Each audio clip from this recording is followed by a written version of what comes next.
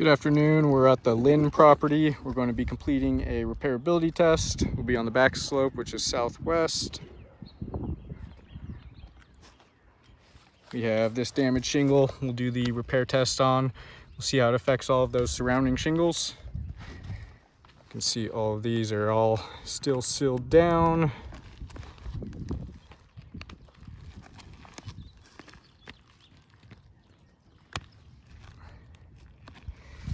I'll give you an overview of all of those surrounding shingles before we get started, showing you the current condition. Take a look once we're all finished with the repair test and see those results.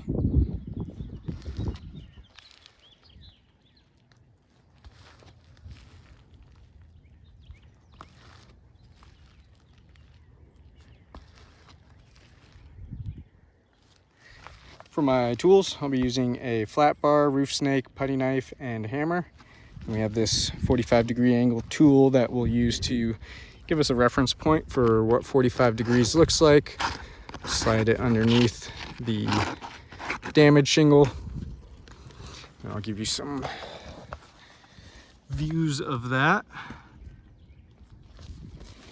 So that is 45 degrees right there, and throughout the repairability test, we'll do our best to keep those shingles at 45 or less, any of the shingles that we have to lift for the repairability test.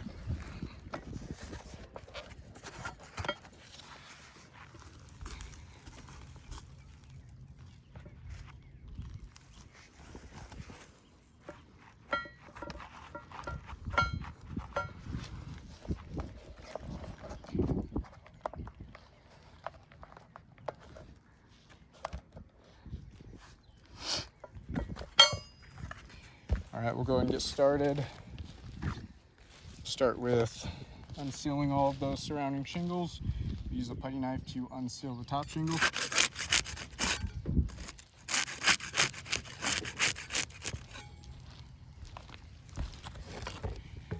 Then we'll use a flat bar to unseal the rest of those shingles. See if there's any differences in those two tools.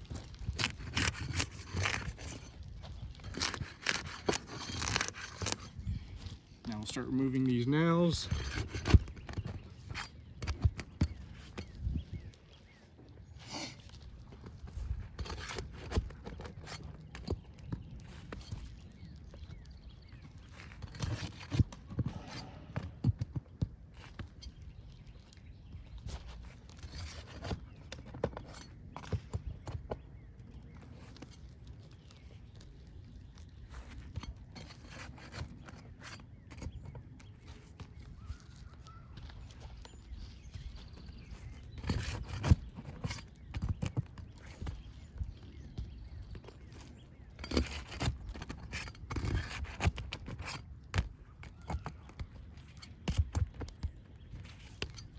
Should be all the nails.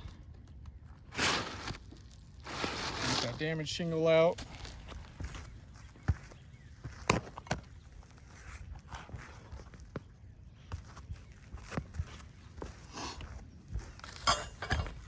Then we'll slide this new shingle in, get it all lined up nicely.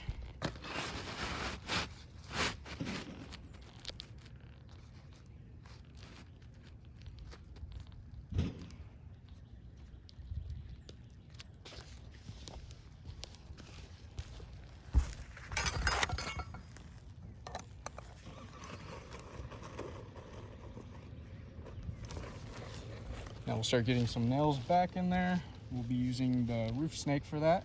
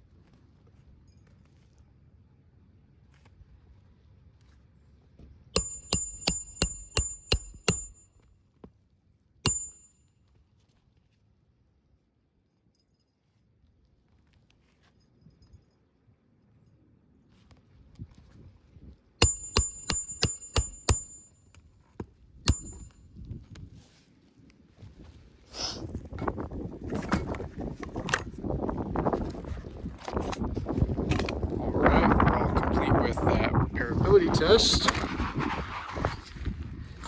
Give you another overview of all of those surrounding shingles.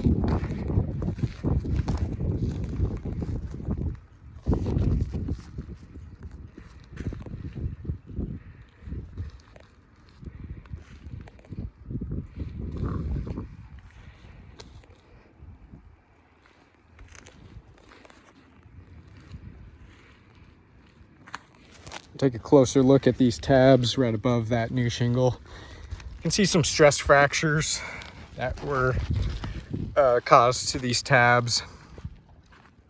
What those stress fractures are is the matting on the shingle breaking just due to shingle being too brittle, worn, and the age of the shingle.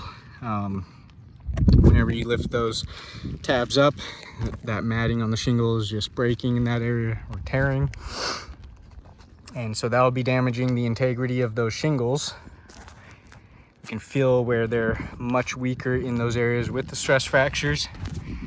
So that's going to not allow those shingles to do exactly what they're designed to do as best as they should.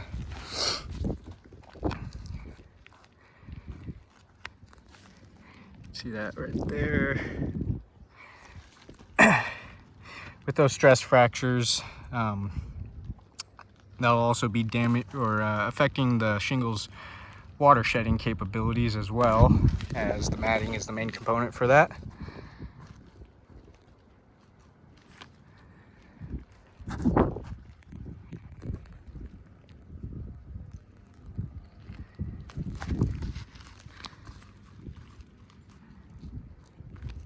can see that's real bad in there.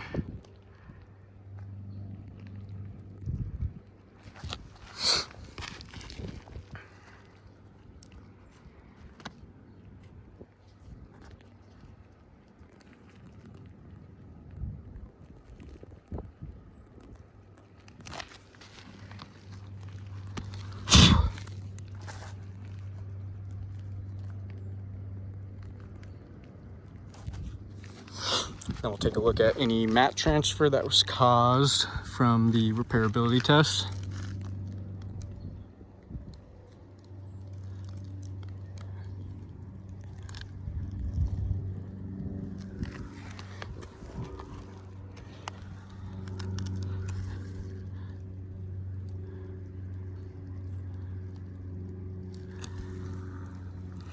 See a small amount of mat transfer, it looks like.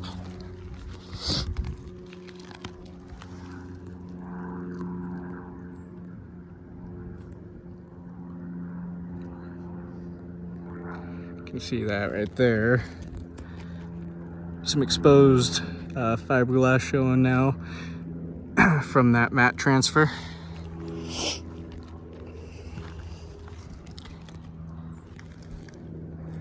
That right there as well, along with some exposed fiberglass. So we do have some damage caused from the mat transfer, and that'll be damaging the integrity of those shingles as well. We can see some matting just torn off the bottom of those tabs, so that'll also be damaging the integrity of those shingles. And it'll also make it more difficult for those shingles to reseal properly once repairs have been made. See some more mat transfer there.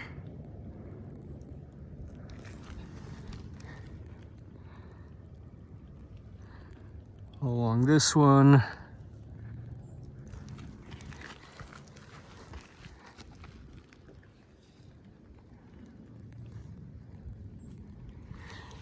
So with all of those damages, the stress fractures and mat transfer, those damages will be leaving these shingles in a condition where there can be some possible water intrusion or leak hazards, that sort of stuff. And so I do not believe repairs are feasible to this roof. We can see the condition those surrounding shingles will be left in. We have an additional 3 damaged shingles. We can see shingle 5, 1 tab on shingle 6, and shingle 7, all damaged from that repairability test. So 3 additionally damaged shingles for every one of these wind damaged shingles. We can see the wind damage is very widespread. You have it all over every single slope. So if repairs were completed, we can see the condition that all of those repairs will be left in. All of those surrounding shingles, they'll be left in a condition where there will be some possible water intrusion. So this insured would have potential leak hazards all over their roof, where all of these wind damaged shingles are needing to be repaired. And I do not believe that would be indemnification, leaving the insured with more damaged shingles than they previously had. They'd be left with at least 3 for every 1 wind damaged shingle. So I do not believe this roof is repairable. And real quick, just want to point out as well, you can see here, once we reach into the valley with the repairs, in order to repair these slopes on the back slope here, these shingles on the back, we can see that they go underneath these right slope shingles. So in order to complete those repairs on the back slope, then those right slope shingles will have to be manipulated as well, most likely causing damage to those shingles as well. So I just want to point out how this slope may also tie into some other slopes, but other than that, I do not believe the roof is repairable. I'll go and chalk up all of those damages and get some better pictures of those. Thank you for your time.